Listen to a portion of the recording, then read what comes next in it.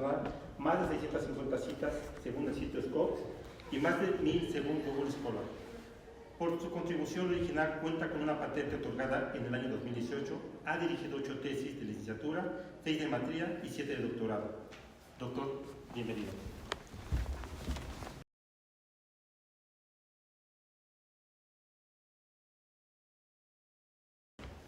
Hola, buenos días. Es siempre un placer participar en el seminario institucional. Recibimos notable retroalimentación que nos permite mejorar nuestra investigación.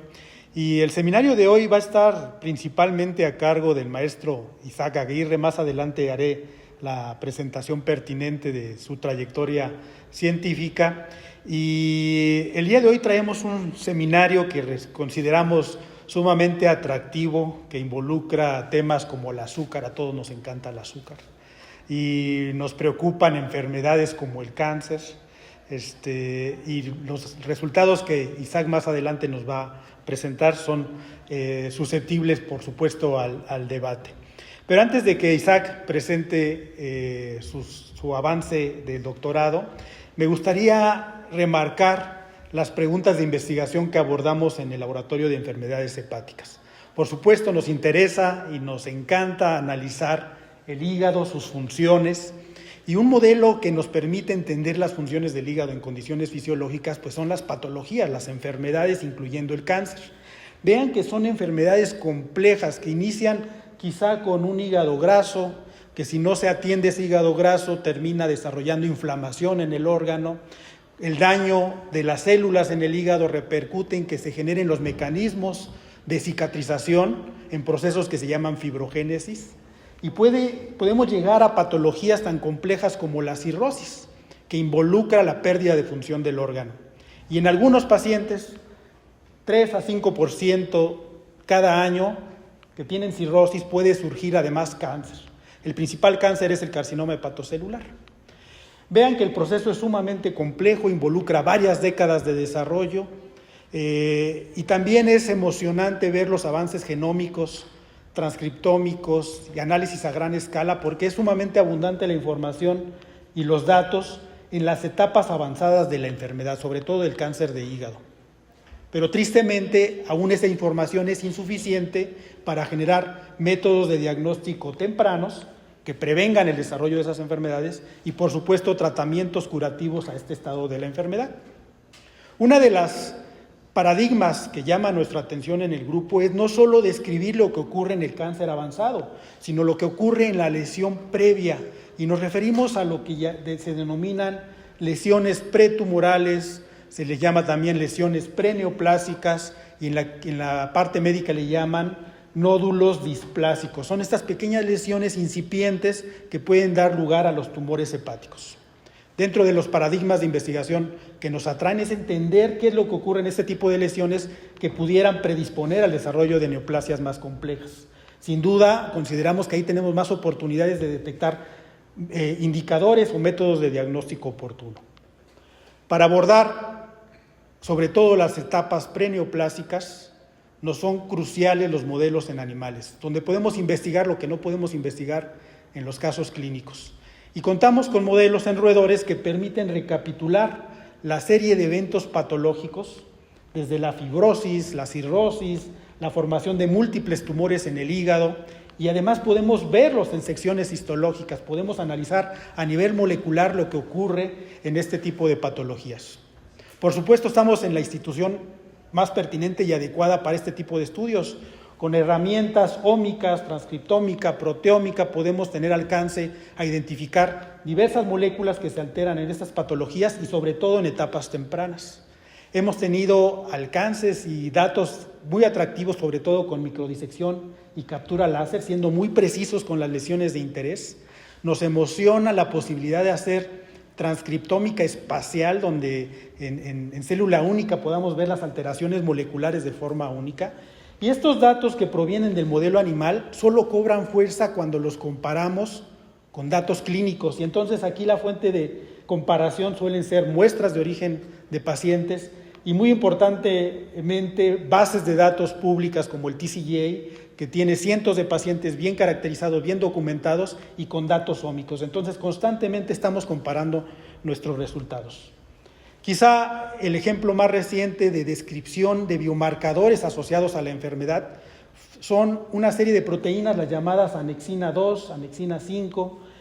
La maestra Emma Herrera el año pasado tuvo oportunidad de presentar avances de su proyecto de doctorado, recibió retroalimentación muy valiosa aquí en este seminario que nos permitió formular un manuscrito mejor y que culminó siendo publicado en Scientific Reports. En resumen, ella caracteriza muy bien el modelo, las lesiones que van surgiendo en función del tiempo de desarrollo, y asociado a esas lesiones encontró el aumento de dos proteínas, la anexina 2 y la anexina 5, tanto a nivel de RNA mensajero como a nivel de proteína. Y de forma muy atractiva, lo que logra medir en el hígado también lo puede detectar en el plasma.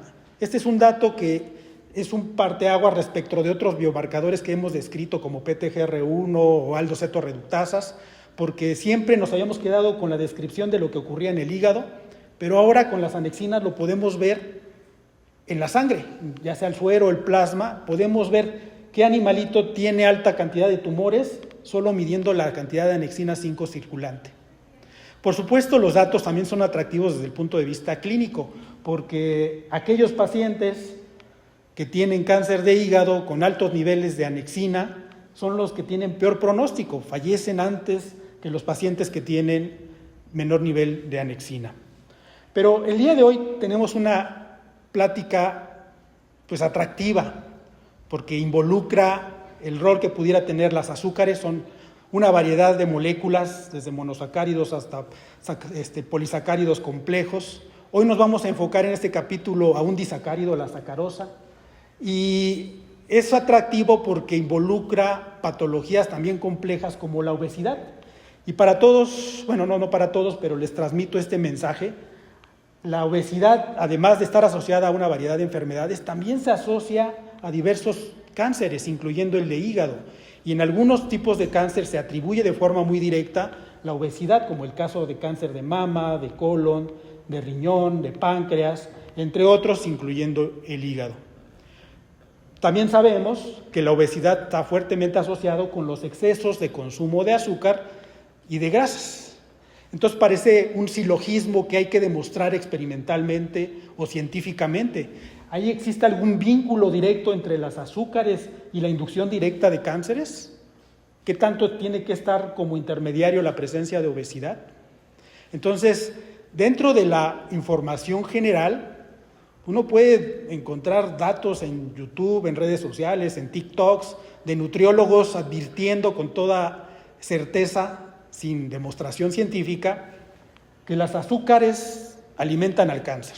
Y quizá esta idea se sustenta desde el efecto Warburg, que fue descrito el siglo pasado, inicios del siglo pasado, donde escribía que efectivamente las células tumorales prefieren incorporar glucosa, incorporan hasta 3 veces más que las células normales la glucosa, que tienen predilección por vías anaeróbicas de metabolismo más que usar fosforilación oxidativa. Y entonces sí suena congruente que a la célula tumoral le guste la glucosa, pero recordemos que son moléculas que todas las células necesitan.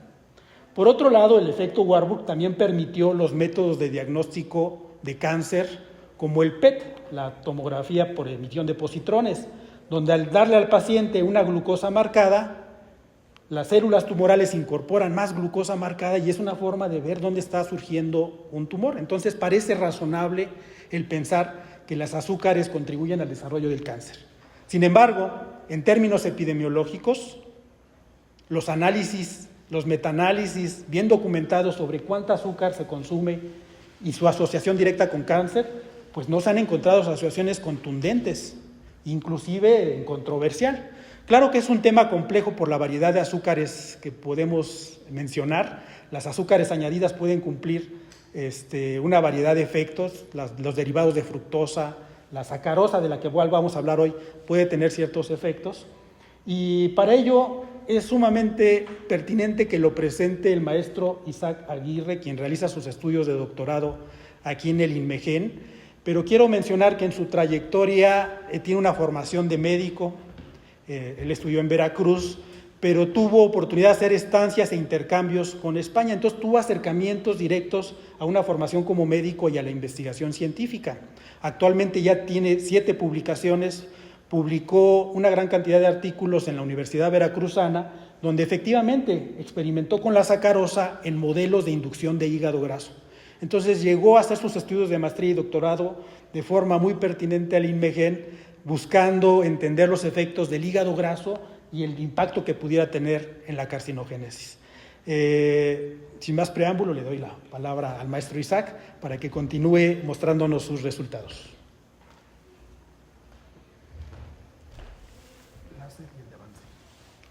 Okay. Hola, buenos días. ¿Se oye bien? ¿Sí? Gracias. Bueno, pues es un enorme placer estar aquí presente, que se me haya dado la oportunidad de presentar este seminario institucional y les agradezco por su tiempo. Y bueno, al respecto, en efecto, voy a abordar en esta presentación la duda de qué sucede en un proceso de carcinogénesis cuando se administra una gran cantidad de sacarosa, de azúcar. Y para eso quiero retomar un poco por qué es importante estudiar el cáncer de hígado, qué relevancia tiene este órgano en nuestra fisiología. Y al respecto, les presento esta diapositiva en donde enlisto una serie de procesos que son sumamente críticos para el funcionamiento correcto de nosotros los humanos y otras especies. Por ejemplo, la síntesis proteica es crítica en este órgano, el procesamiento de fármacos, de xenobióticos, de hormonas, clásicamente, ¿no? Uno piensa en el hígado y la idea principal es el gran destoxificador del cuerpo. Y en efecto, es una de sus principales funciones. El almacenamiento de algunas vitaminas, la formación y excreción de sales biliares que son críticas para el proceso digestivo, para el proceso de absorción. En el metabolismo de carbohidratos es sumamente esencial para los procesos de gluconeogénesis, de glucogenólisis, etc. Y esta función nos permite estar aquí presentes sin haber desayunado, por ejemplo, ¿no? Uno pudo haber cenado, pueden pasar 6, 8 horas y uno mantiene los niveles de glucosa en sangre. Y eso es gracias a este proceso altamente dinámico que ocurre en el hígado. Y por supuesto, nadie de los aquí presentes pudiera estar, ¿no? Aquí sentado sin este proceso inicial en la vida intrauterina, que es la hematopoiesis que ocurre al principio de la historia de cada uno de nosotros en el hígado. Entonces, se trata de un órgano capital en la fisiología humana. Pero ¿qué pasa cuando se enferma? Pues todo lo que antes describí se trastorna. Pero por sobre todo, en una enfermedad crónica como la cirrosis, o aún peor, en un proceso de cáncer hepático, el panorama es sombrío. Y déjenme demostrarlo a partir de esta diapositiva. Aquí les presento la estimación mundial de incidencia y mortalidad de cánceres, ¿ok? Y dentro de los primeros lugares siempre se encuentra el cáncer de hígado, con una alta incidencia, pero lo peor, una alta mortalidad. Como pueden observar en la gráfica, la barra de color azul nos está demostrando la incidencia del cáncer y la barra de color rojo, la mortalidad. Y queda evidenciado que tanto la incidencia como la mortalidad en el cáncer de hígado es virtualmente la misma. Es decir, que la tasa de letalidad es extremadamente alta. Y esto hace al cáncer de hígado un diagnóstico sombrío. Si lo comparamos con otros tumores como el de próstata, si bien hay una mayor incidencia en nuestras poblaciones, la mortalidad es mucho menor, ¿no? Y eso te habla de un cáncer que es menos letal. Y este es uno de los principales elementos de por qué es necesario investigar el cáncer de hígado, porque el diagnóstico termina siendo, en muchos de los casos, una sentencia de muerte.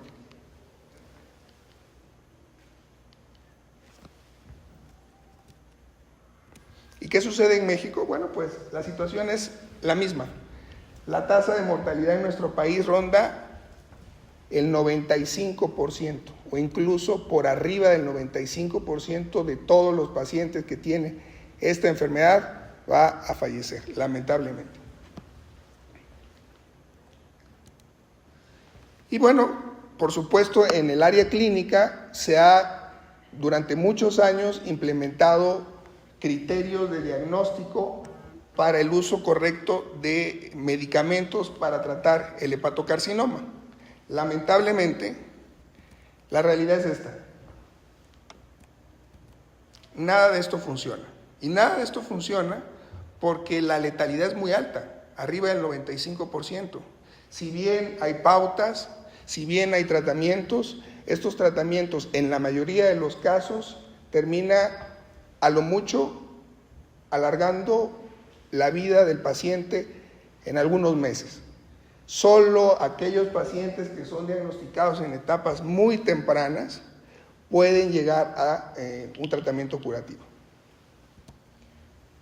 ¿Y cuál es el origen de este cáncer, del hepatocarcinoma? Bueno, pues se saben, está ampliamente descrito factores de riesgo que conducen inequívocamente al desarrollo de cáncer hepático.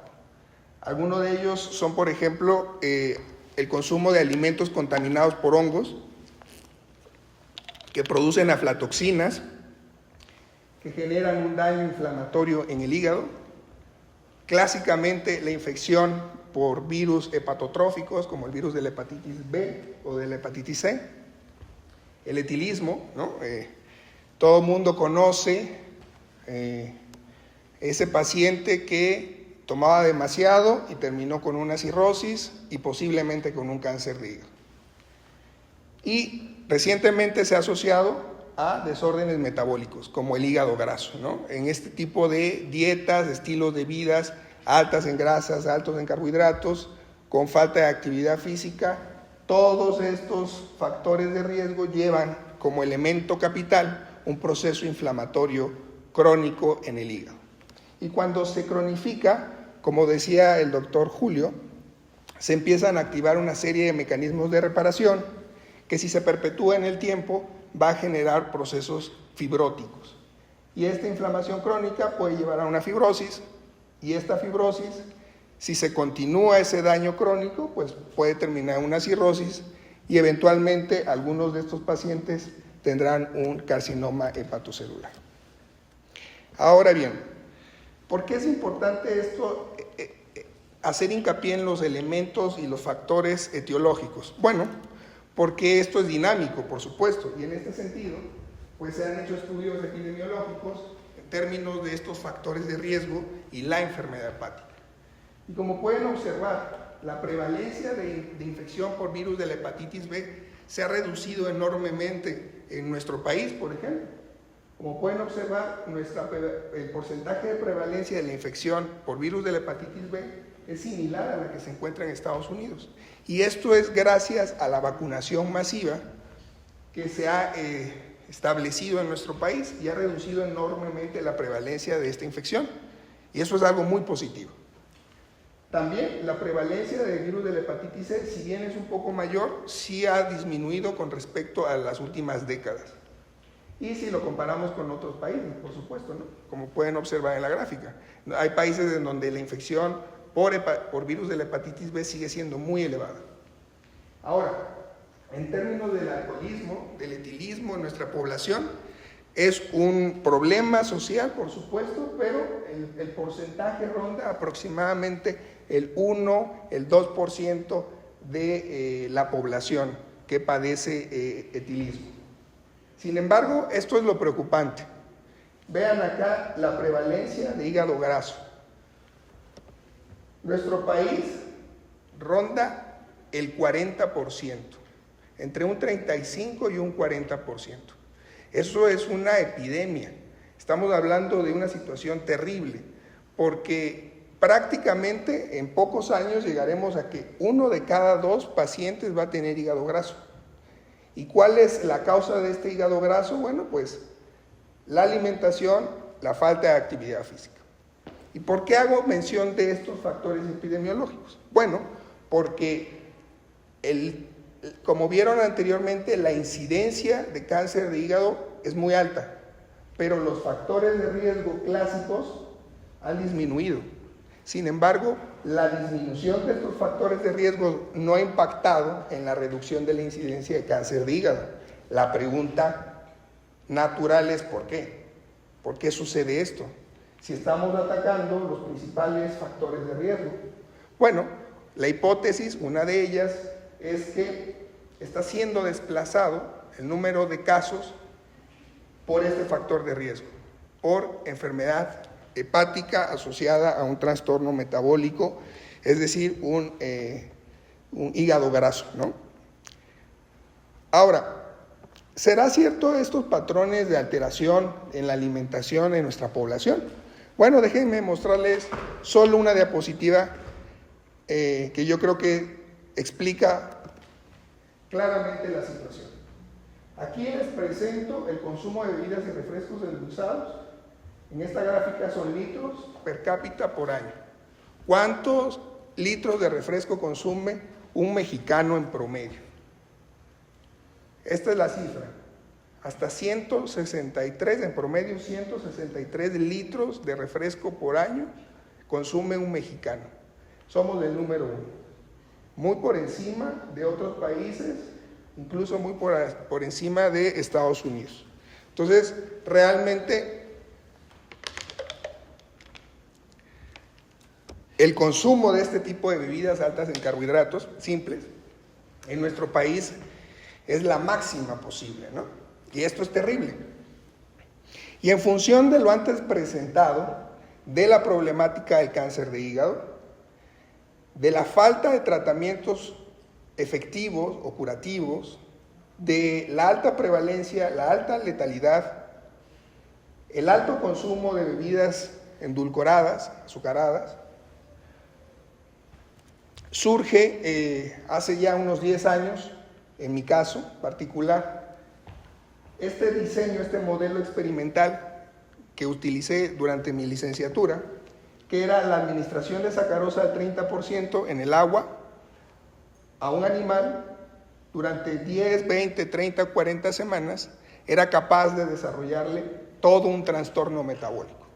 Es decir, solo con darle agua dulce era capaz de desarrollarle obesidad, hipertensión, hígado graso, resistencia a la insulina.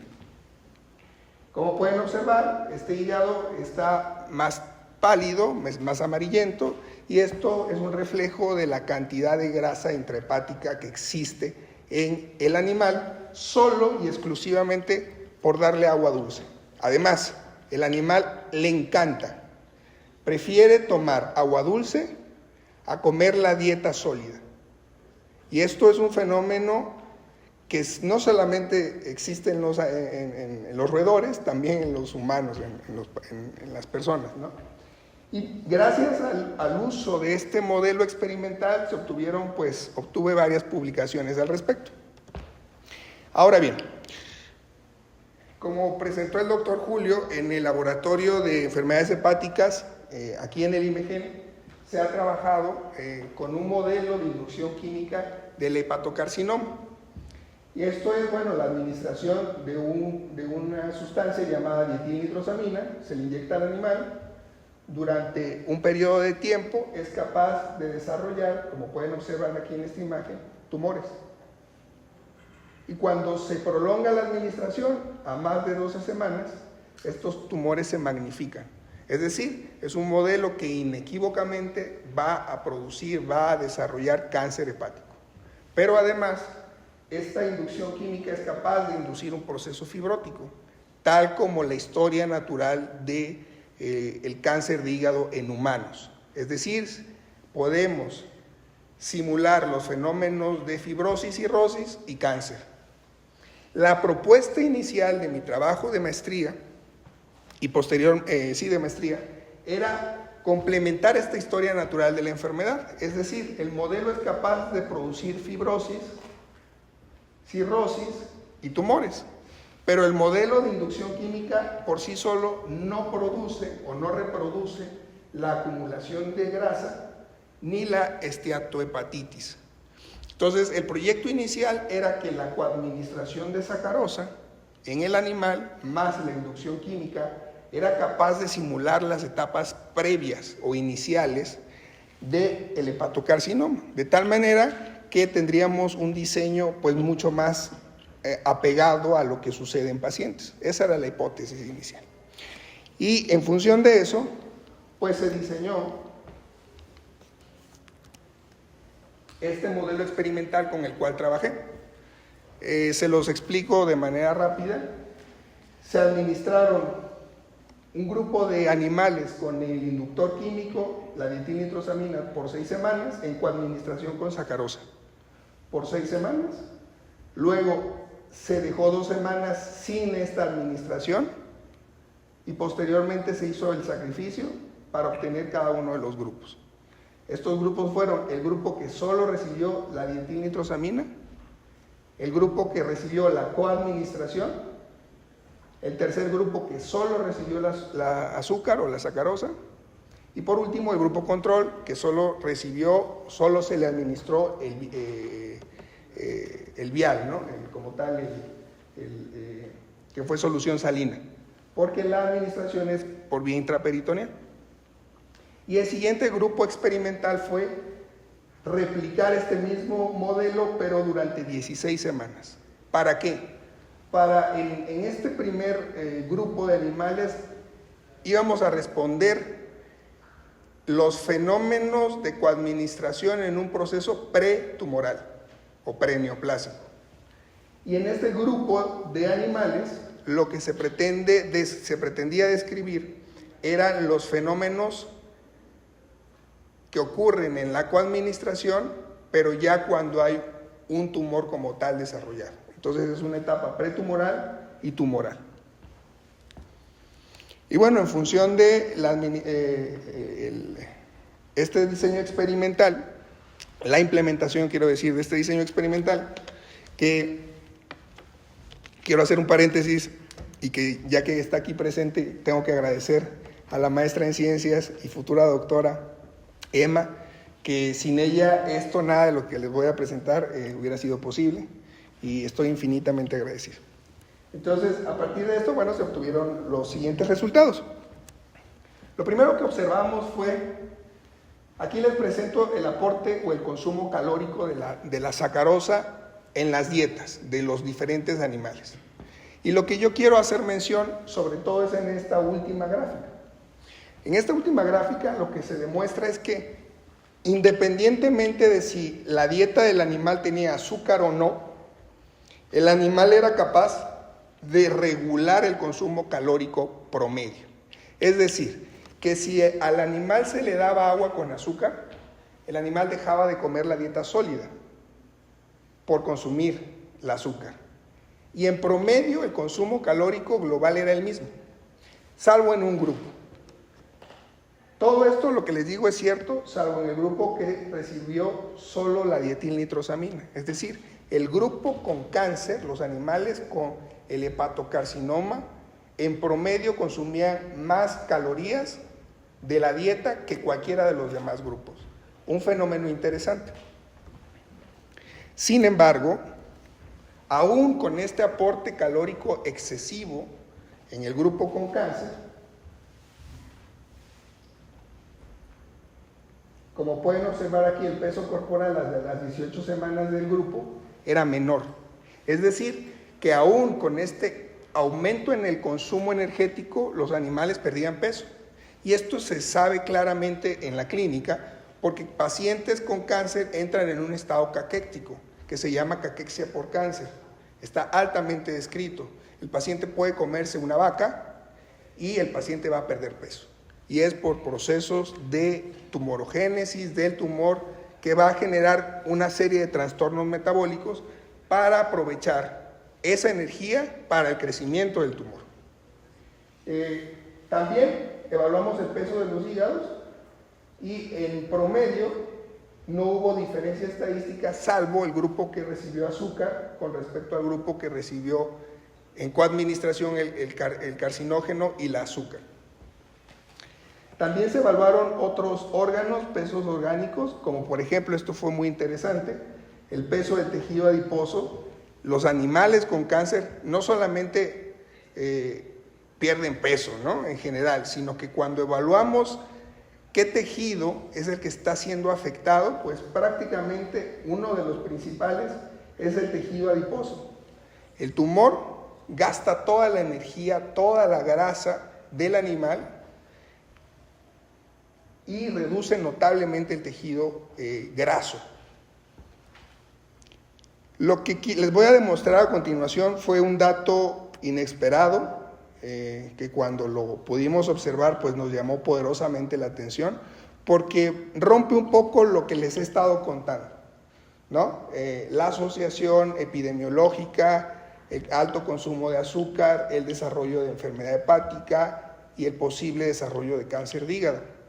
Resulta que cuando se sacrificaron los animales y se obtuvieron los hígados, esto fue lo que nosotros observamos. Les muestro aquí un hígado de rata sano, es el grupo control, tiene la forma correcta, el color, la textura de un hígado sano. Y a nivel histológico, aunque no sé si se aprecia con claridad, la arquitectura, la histología del hígado es completamente normal. El grupo que solo recibió azúcar tiene un hígado bastante similar al control, no hay grandes diferencias, ni a nivel macroscópico, ni a nivel tisular. Y también evaluamos el porcentaje de fibrosis en el hígado. Y como pueden observar es muy similar. El grupo con azúcar y el grupo control.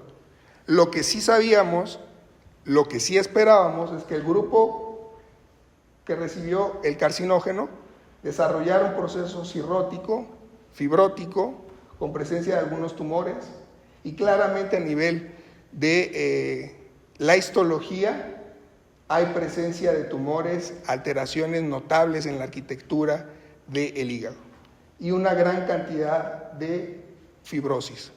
Hay nódulos de regeneración claramente, como se pueden observar, y esto es inequívoco de un proceso cirrótico. Lo interesante fue lo siguiente, que la coadministración del carcinógeno con el azúcar fue capaz de revertir o evitar este fenómeno de fibrosis.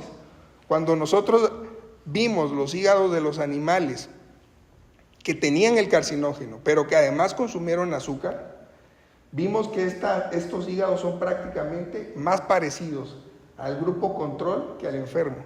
Aquí no se ve claramente nódulos, no se ve un proceso cirrótico. Y cuando lo evaluamos a nivel histológico, la arquitectura estaba muy conservada. Si bien no era normal, como en el control, estaba muy conservada. Y cuando evaluamos los fenómenos de fibrosis, pues claramente se ve una disminución en la formación de fibras. Y esto lo cuantificamos. Claramente el grupo con DEN, con cáncer de hígado, tenía un porcentaje enorme de fibras, de cirrosis, pero al cuantificar los grupos que recibieron azúcar por 6 semanas o por 18 semanas, estos fenómenos fueron reducidos notablemente. Y esto ya fue como, perdón, o sea, si la hipótesis era que la coadministración iba a modular todo el fenómeno de historia natural de la enfermedad, en donde íbamos a tener un hígado graso, luego una esteatohepatitis, además una fibrosis, luego una cirrosis y luego un cáncer de hígado, a nivel experimental el resultado fue contradictorio.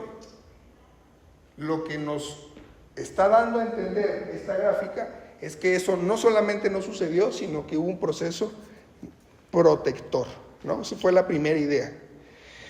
Luego evaluamos otros aspectos que son claves, como por ejemplo que el consumo de sacarosa fue capaz de mitigar la disminución de los niveles séricos de lípidos y restaurar a nivel del hígado la grasa. Y les explico. Evaluamos los ácidos grasos, claramente los ácidos grasos en los animales con cáncer disminuyen, al igual que los triglicéridos, y cuando uno le da azúcar se restablecen los niveles de grasa a nivel sérico, tanto triglicéridos como ácidos grasos libres. Pero cuando lo evaluamos, la grasa que está dentro del hígado, lo que encontramos primero es que el grupo con cáncer prácticamente no tiene grasa. El parénquima hepático, los hepatocitos pierden totalmente la grasa, como pueden observar aquí.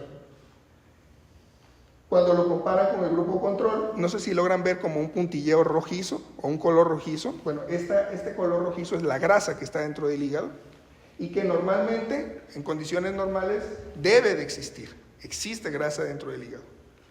Pero en el proceso de cáncer, en el proceso preneoplásico, hay un abatimiento total de la grasa, como pueden observar aquí. Pero cuando se le da la sacarosa, esta pérdida total de la grasa se restituye. Es decir, el hígado vuelve a tener esta grasa intrahepática. Esto en el proceso preneoplásico, y en el proceso neoplásico, es decir, durante 18 semanas de administración, el fenómeno es similar. Los grupos con cáncer prácticamente no tienen grasa en los tumores y presentan zonas intertumorales con grasa. Es decir, tenemos tumores sin grasa y zonas entre los tumores en donde sí hay presencia de grasa. Pero cuando se le administra azúcar, estos tumores empiezan a tener, o estas zonas tumorales, además que son menores, más pequeñas, empiezan a tener grasa. Y las zonas intertumorales también presentan esta grasa, muy similar al grupo control. Además de esto, hicimos este análisis en donde todo indica que la presencia de tumores, quiero que vean que todo lo que está en color rojo en esta imagen, todo lo que se ve en color rojo, son tumores de hepatocarcinoma en los hígados de las ratas. Y aquí lo seleccioné en un contraste, ¿no? Y entonces pueden ver como tal, perdón, me estoy confundiendo. Los tumores son estos. El color se ve un poco más rosado. Estos son los tumores. Aquí ya se seleccionó todas las áreas de tumores. Y como pueden observar, es todo lo que se encuentra en color negro. Sin embargo, cuando uno contrasta la presencia de grasa, que es también en color rojizo, resulta un dato interesante. Las zonas donde hay tumores,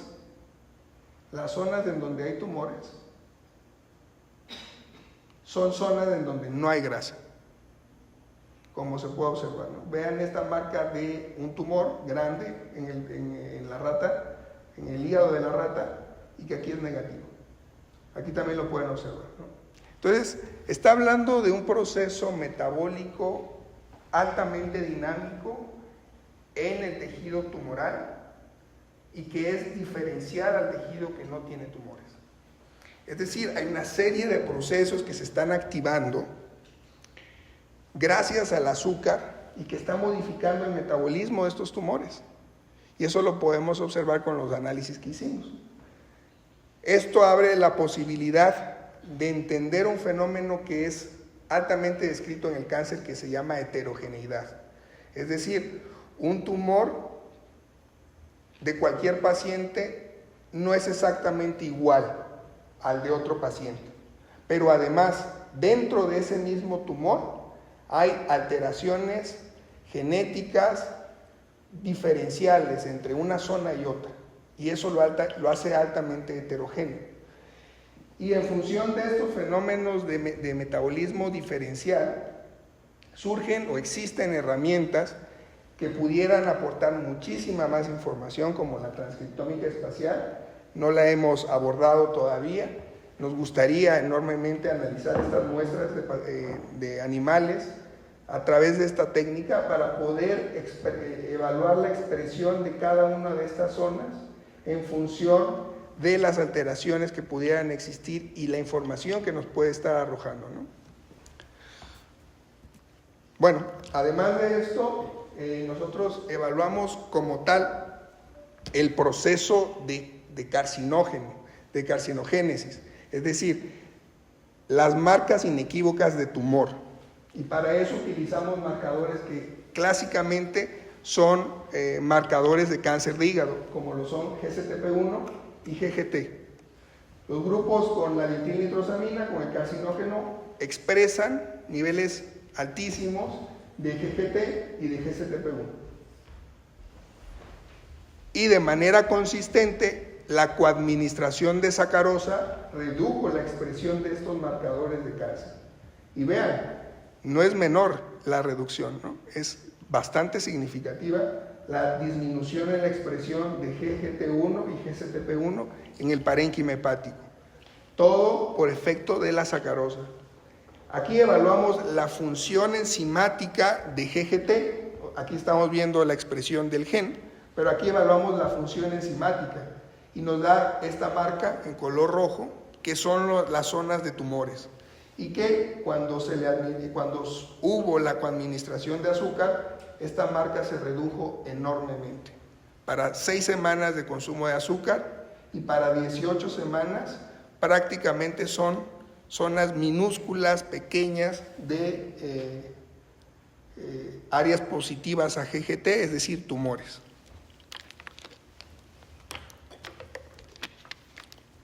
Y lo cuantificamos, por supuesto.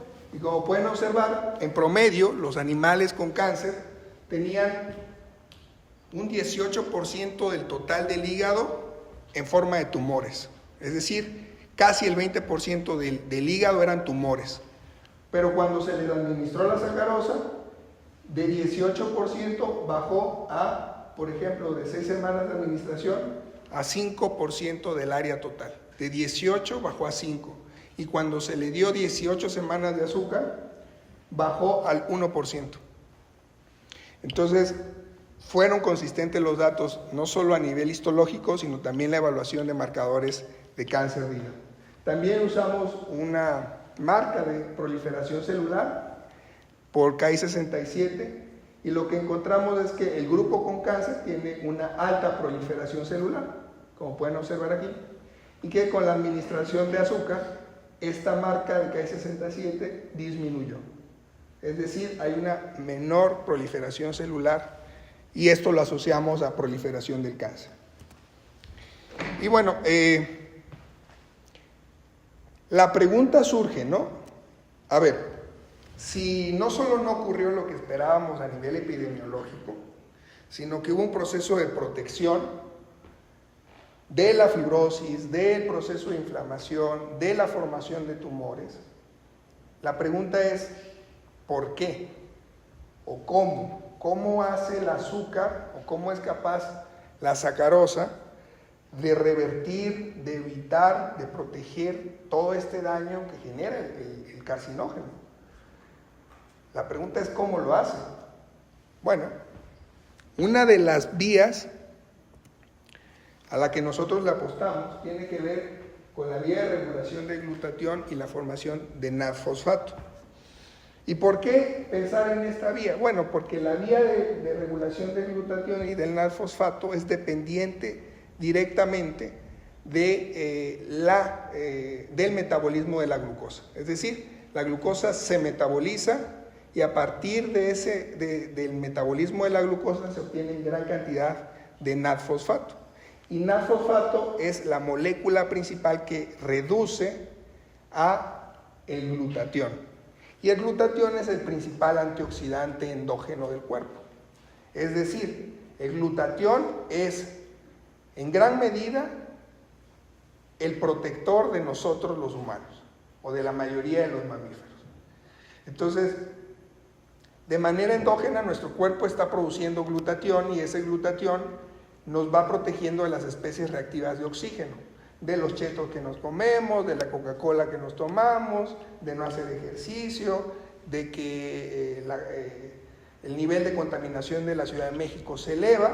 Todo esto genera daño celular, estrés oxidativo, y en función de eso hay muerte celular. Puede generar alteraciones genéticas que eventualmente lleven a desarrollar un cáncer. Sin embargo, para eso tenemos a nuestro amigo el glutatión, que es capaz de tamponar, de evitar ese daño oxidativo.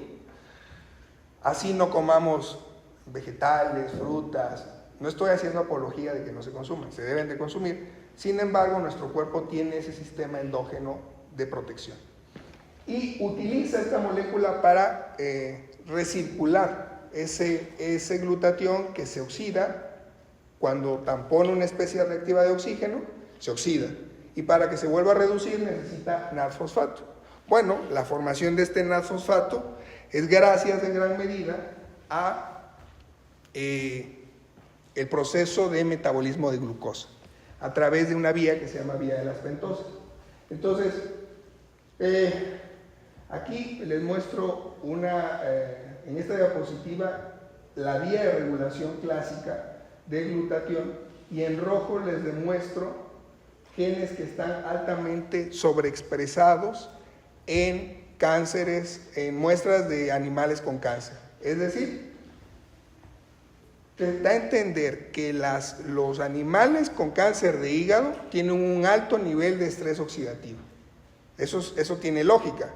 Tienen cáncer, tienen un alto daño, un alto nivel de estrés celular que está empujando ese proceso neoplásico. Pero este estrés, si bien puede ser causante de este cáncer, también puede matar a la célula tumoral. Es igual de letal para una célula normal que para una célula tumoral. De tal manera que el cáncer es capaz de sobreexpresar genes claves en la vía de glutatión para producir mucho glutatión. Y este exceso de glutatión reducido le permite al cáncer sobrevivir, proliferar. Es decir, es metabólicamente muy activo, más que cualquier otra célula del cuerpo, con lo cual genera mucho estrés oxidativo y eso la mataría. Sin embargo, activa esta vía endógena y tampona todo este daño, este estrés oxidativo, por su alta tasa metabólica, y es capaz de sobrevivir y proliferar. Y por eso, bajo este antecedente, nosotros decidimos evaluar la vía de regulación de glutatión a partir de su principal regulador maestro, que es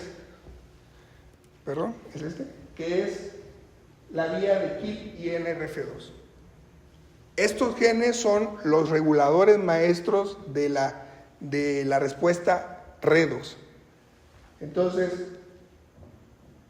KIT y NRF2 están en forma de heterodímero cuando hay una gran cantidad de estrés oxidativo. NRF2 se disocia de KIT, viaja al núcleo, a los elementos de respuesta de estrés oxidativo, y genera la activación de enzimas claves de la vía de glutatión. Y como esperábamos, bajo ese principio, tanto KIT como NRF2 está altamente expresado en los tumores. El grupo de animales con cáncer tiene una alta expresión de KIT y de NRF2. Y cuando evaluamos la proteína, quiero demostrarles aquí la marca inequívoca de KIT a nivel del citoplasma. Es altamente, se sobreexpresa la proteína. Y aquí lo podemos ver con respecto a NRF2, la marca está altamente expresada. Sin embargo, cuando le dimos sacarosa a los animales, tanto KIT como NRF2, se reduce notablemente la presencia del mensajero y de la proteína, como pueden observar. Y se cuantificó. ¿Qué quiere decir esto? Quiere decir que en este modelo de coadministración con la sacarosa es capaz de reducir el estrés oxidativo, ¿no? Es decir, hay menor estrés oxidativo y como consecuencia de ese menor estrés oxidativo, entonces la vía se apaga, está reducida, porque el principal elemento que la activa es la presencia de estrés oxidativo. Si no hay estrés oxidativo, KIT y NRF2 no se sobreexpresa. Entonces ya nos da un indicio de por dónde pudiera estar o por dónde podrían estar los mecanismos de protección celular, ¿no?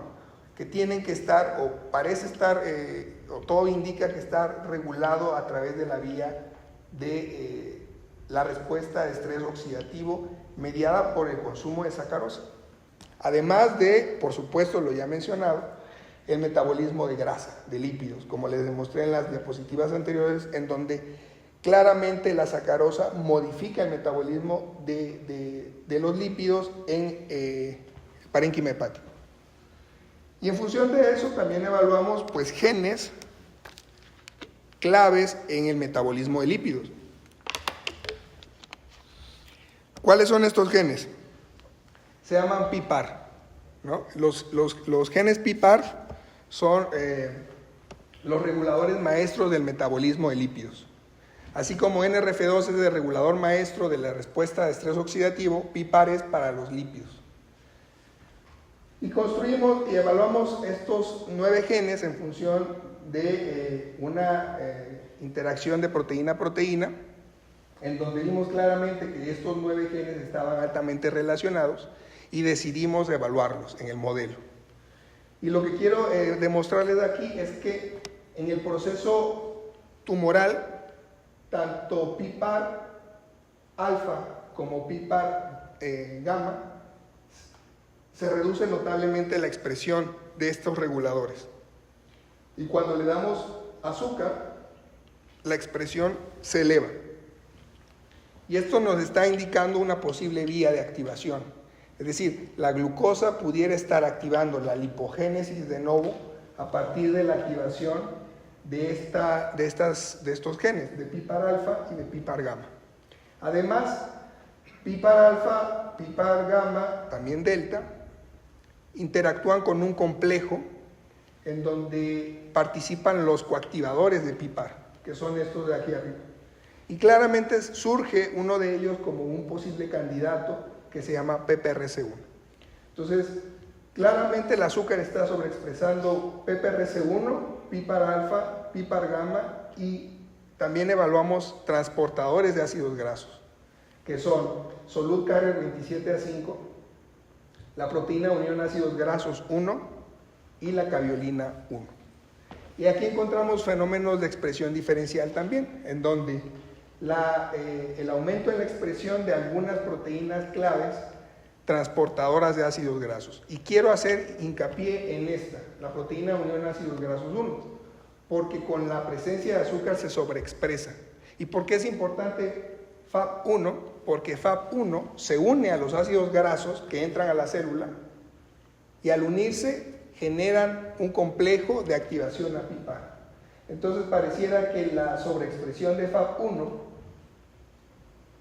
está directamente relacionada con la sobreexpresión de PIPAR alfa, de PIPAR gamma y la ulterior formación de lípidos de novo. Y a nivel clínico, ¿esto tendrá alguna importancia, alguna relevancia?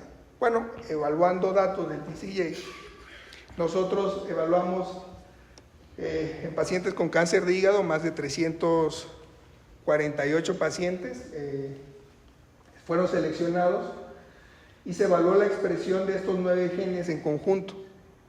Y resulta que los pacientes que tienen alteración en estos 9 genes con cáncer de hígado viven menos que aquellos pacientes que no tienen alterados estos 9 genes, como se puede observar ahí, ¿no? Entonces, el impacto en la supervivencia está directamente relacionado con estos 9 genes que son clave en el metabolismo de los lípidos y que están siendo modificados de manera importante por la sacarosa. Y bueno, como conclusiones de este trabajo es que clásicamente el carcinógeno en contacto, el hepatocito con el carcinógeno genera una serie de alteraciones, como por ejemplo la disminución en la expresión de genes del metabolismo de lípidos, como los PIPARs, lo cual reduce la presencia de grasa intrahepática. Hay una enorme presencia de estrés oxidativo, con lo cual se sobreactiva la vía KIT-NRF2 para la protección tumoral. Hay un proceso enorme de formación de fibras, hasta llegar a un proceso fibrótico, como tal, cirrótico, y por supuesto una necrosis celular por el carcinógeno, y que todo esto en conjunto va inequívocamente a desarrollar un cáncer de hígado. Sin embargo, la coadministración de sacarosa fue capaz de sobreactivar estos genes del metabolismo, aumentando la grasa intrahepática, disminuyendo la expresión de aquí viene RF2 por un ambiente que nosotros apostamos. Existe un menor nivel de estrés oxidativo y la reducción de fibrosis, y esto en conjunto lleva a un efecto antitumoral, anticancerígeno de la sacarosa en este modelo experimental. Entonces, en perspectivas, bueno, este trabajo remarca la importancia de investigar otros componentes dietéticos y sus efectos potenciales en la prevención de diferentes cánceres. Esto incluye no solo los carbohidratos, como la sacarosa, sino también otros nutrientes, por supuesto. Por supuesto, es necesario la caracterización detallada de mecanismos moleculares, cosa que estábamos trabajando yo de manera personal en mi doctorado. Futuras investigaciones, ¿no?, para centralizarse en estos mecanismos moleculares que pueden estar generando este efecto hepatoprotector y su implicación en el desarrollo del cáncer. Por supuesto, incluye estudios a nivel molecular, identificación de vías de señalización, factores de transcripción, eventos epigenéticos, microbiota también, por supuesto. Y por supuesto, mi grado es en maestría en farmacología y espero también el grado en doctor en farmacología, y de manera personal mi interés es en la identificación de dianas moleculares específicas dentro de las vías de señalización alteradas por la sacarosa en este contexto de cáncer. ¿Por qué la identificación de dianas moleculares? Porque estas dianas moleculares pueden generar o pueden ser posibles dianas terapéuticas para el desarrollo de fármacos, para el tratamiento o prevención del cáncer como tal. Y bueno, por último, no puedo terminar sin antes agradecer a cada una de estas personas que ven aquí. Cada uno de ellos, por supuesto, y de manera principal al doctor Julio, que estuvo aquí presente, que está aquí presente, perdón, jefe de laboratorio, mentor, amigo, sin él pues nada de esto hubiera sido posible. Al doctor Jaime Arellanes, que también está aquí presente, le agradezco muchísimo, siempre con una sonrisa, siempre apoyando a todos los alumnos. También, por supuesto, Areli, que no la veo, ¿dónde está? Por ahí, debe estar. Are. Ah, hola. Are, bueno, Are es la mamá de todos los que estamos ahí en el laboratorio. Nos anda ahí guiando por el buen camino de las prácticas, que todo se haga de manera correcta y oportuna. Y por supuesto, a cada uno de estos compañeros de trabajo de laboratorio, pongo aquí de manera particular a la maestra en ciencias, Emma, que está aquí presente, se las muestro. Además de ser un faro en el laboratorio, la considero una gran amiga y una profesional extraordinaria. Por supuesto, a Lulú también, no sé si Lulú, por supuesto, también una gran amiga, que nos apoya siempre en lo que sea, y también a los demás integrantes del laboratorio, por supuesto a las unidades de manejo de animales de Sinvestad, que también fueron parte fundamental en el desarrollo de este trabajo. Y pues no me queda más que agradecer a todos los colaboradores también de este trabajo. Y por mi parte sería todo. Gracias.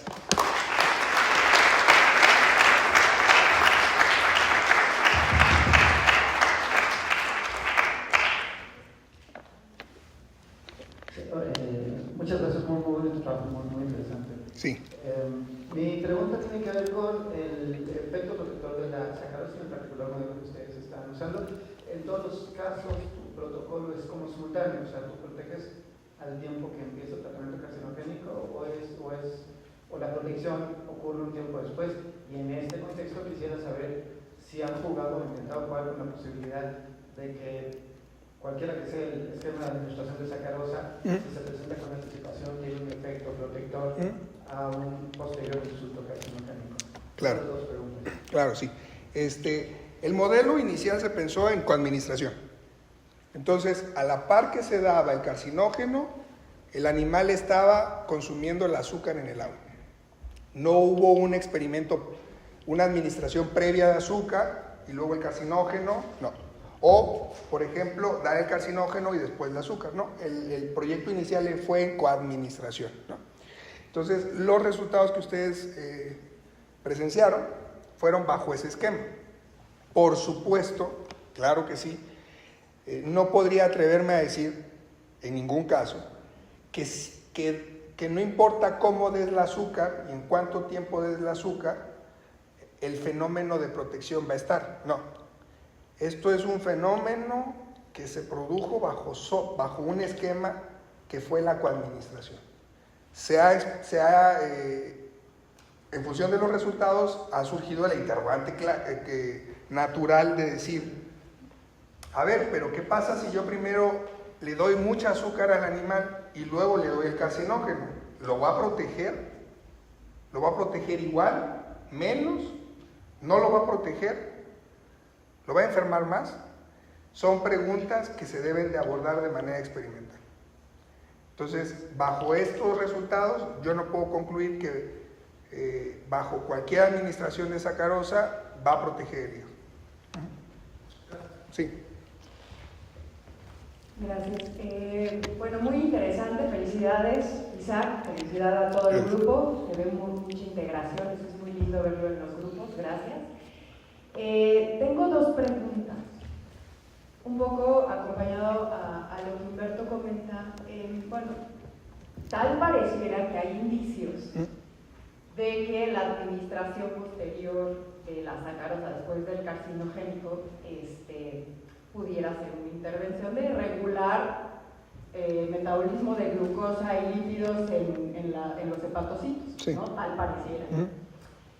Pero un poco regresando a su hipótesis inicial, en donde comentaban que estos productos de consumo de cafetería y dietas ricas en grasas, principalmente lo que se ha visto o platicado con los nutriólogos es que el alto consumo de fructosa de alta densidad, ¿no? En los jarabes, realmente ese es el problema, no tanto la glucosa, porque la glucosa finalmente nuestros órganos tienen todos los transportadores para, ¿no?, alimentarse de la glucosa y poder generar su metabolismo energético de manera equilibrada o balanceada. Claro. Entonces, mi pregunta va más, y un poco viendo tus perspectivas, si han pensado en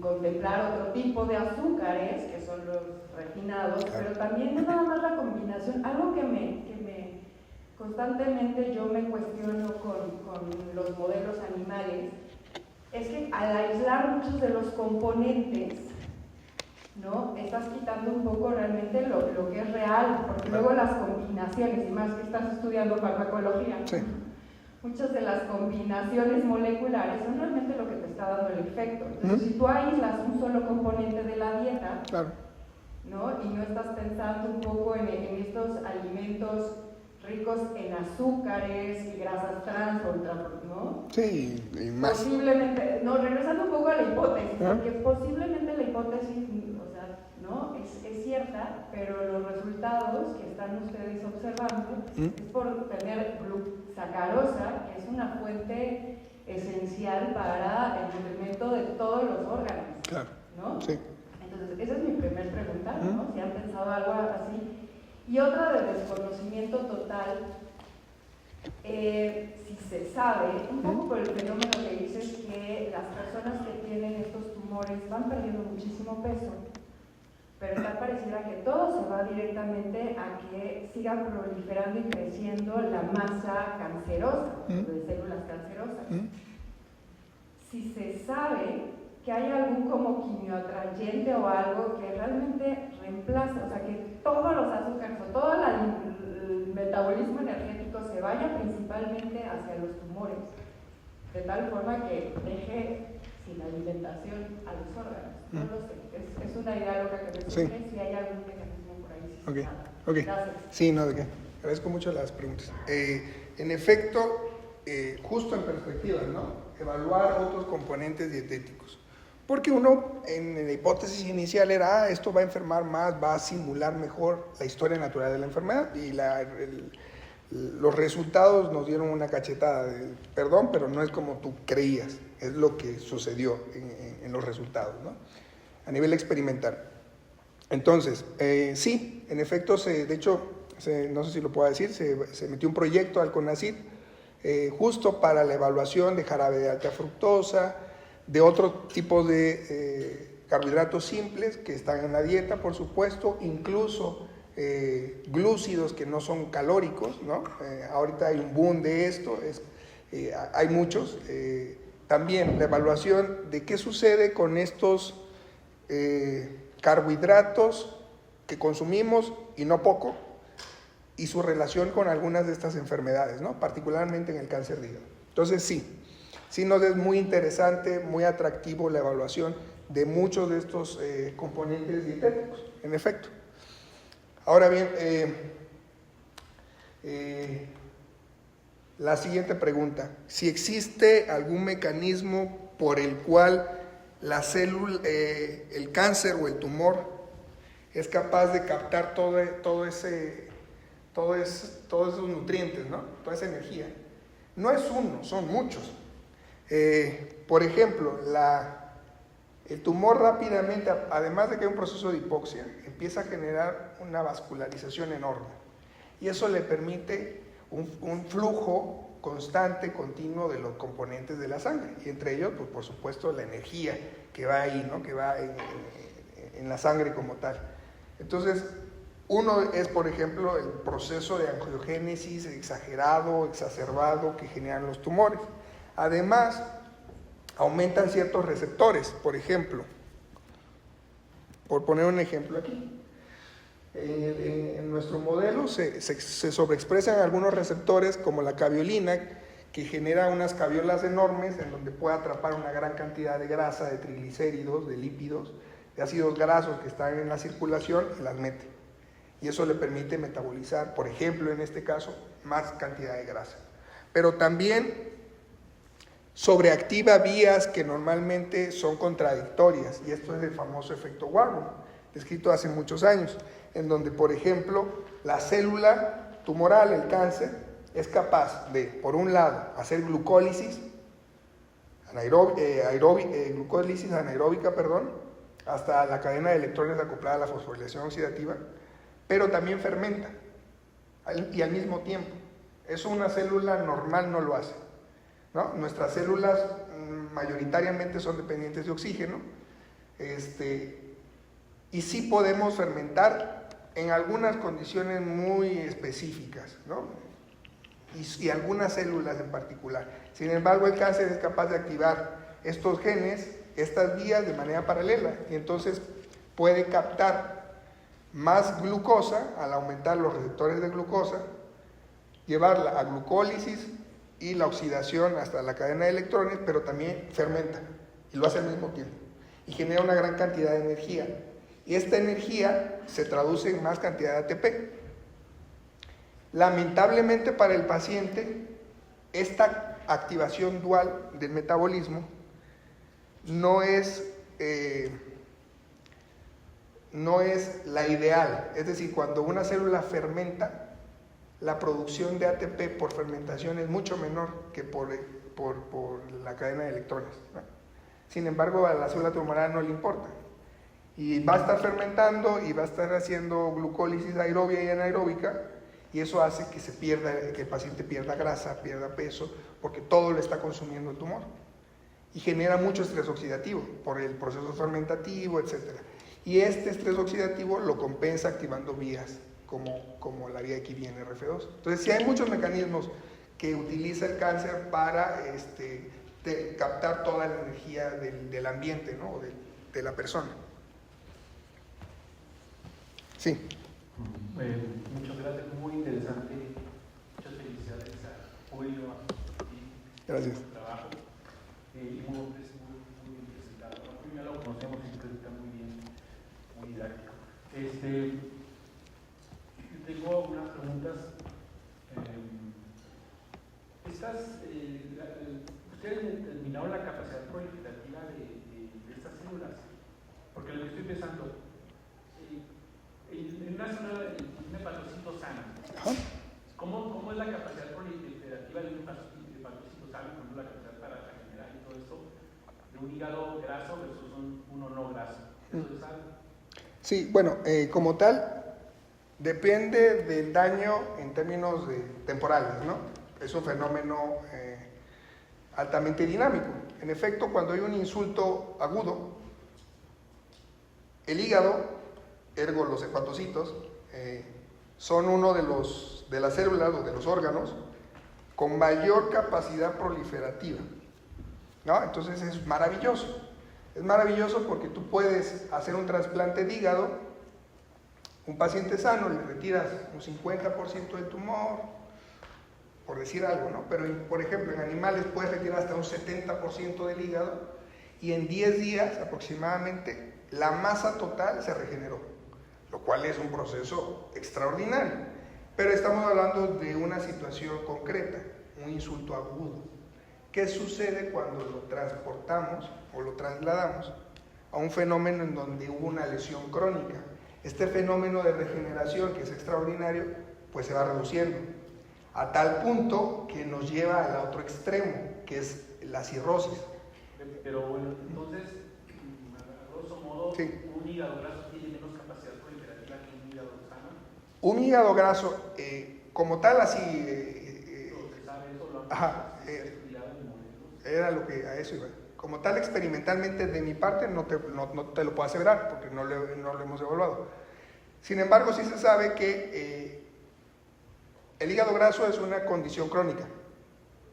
¿Okay? Ya lleva un tiempo en donde hubo el almacenamiento y la lipogénesis de nuevo. Entonces, la reducción de la proliferación se presenta. Okay. Entonces, podríamos considerar que un hígado graso tiene menos capacidad proliferativa. Sí. Ahora, en el modelo que ustedes utilizan un fármaco, ¿ese que induce estrés oxidativo? La ditinitrosamina tiene varias vías de lesión celular. Una de ellas es la gran producción de especies reactivas de oxígeno. Esa es una. Bueno, entonces, es que para no... Ok, sí. Mucho. Entonces, ahí va a haber estrés oxidativo tanto en un hígado graso como en un hígado sano, porque eso es lo que induce el fármaco. Sí. Lo que estoy pensando es que tal vez en tu modelo, lo que está haciendo la célula es que en lugar de irse por la parte de estrés oxidativo, está haciendo un shift de una función celular más metabólica, porque le estás forzando a que produzca gluconeogénesis y produzca lipogénesis a través de la glucosa. Le estás forzando a eso en lugar de generar este ciclo celular. O sea, a lo mejor hay que checar cómo se encuentran los factores que inducen este descontrol en el ciclo celular en tu modelo exclusivamente y ver si esos factores cómo se encuentran en el hígado graso, porque a lo mejor esta balanza natural de este shift que está haciendo la célula hacia un control de metabolismo lipídico está apagando la proliferación de ciclo celular. Claro. A lo mejor podría ser interesante. Muy bien. Pues mire, esa visión, esa perspectiva, no la habíamos pensado. Bueno, yo no la había pensado, ¿no? En términos de que la célula, bajo ese factor dietético, se decanta, ¿no? Por un proceso de metabolizar y reduce, apaga, disminuye la proliferación celular. Claro que sí. Pues en Claro. el mismo modelo, ver si puedes determinar capacidad de proliferación. Claro. En tus dos grupos de hígado, Sí. de tumores, ¿no? En los que no son grasos, Claro. y los que son, lo que parece ser, según lo que nos comentas, son más agresivos. Sí. Entonces sería algo interesante. Muchísimas gracias por el aporte. Gracias. Gracias a ustedes. Bueno, Hola, ¿qué tal? primero que nada quiero felicitarte, es un trabajo increíble, es muy bonito todo lo que están haciendo en tu grupo de investigación. Mi pregunta va hacia las vías reguladoras maestras que mencionaste. ¿Se sabe si son afectadas por el envejecimiento cronológico del hígado? Sí, bueno, a ver, como tal, no recuerdo haber leído un trabajo específico de modificación o alteración de genes claves del metabolismo de lípidos o de la respuesta de estrés oxidativo por envejecimiento, ¿no? Como tal, un trabajo que yo haya leído así, no. Sin embargo, sí puedo poner algunas perspectivas o algo en perspectiva. Claramente, y esto de manera clínica, el paciente conforme se va haciendo más añoso, empieza a tener una serie de modificaciones de su metabolismo, por supuesto. Y es clásico ver un paciente, sobre todo si no hace actividad física y no lleva una dieta sana, que con el tiempo empieza a acumular grasa abdominal, por ejemplo, en el caso de los hombres, empieza a reducirse la masa muscular y entonces empieza a haber una serie de elementos clínicos que uno puede rápidamente evaluar en el paciente, ¿no? Y esto se ha asociado al envejecimiento celular. Entonces, seguramente hay trabajos en donde sí han explorado y han evaluado, solo que yo no los he revisado, en donde seguramente han evaluado los fenómenos de envejecimiento con estas vías. Pero en la práctica, por lo menos en la práctica clínica, ese fenómeno sí se da. Es decir, si yo consumo 2.000 calorías al día, pero tengo 20 años, es posible que mantenga mi peso. Sin embargo, si yo consumo, por poner un ejemplo, las 2.000 calorías al día, hago la misma actividad física, pero tengo 70 años, es posible que aumente mi porcentaje de grasa corporal. Pero tendría que revisarlo en particular. Muchas gracias. No, ¿de qué?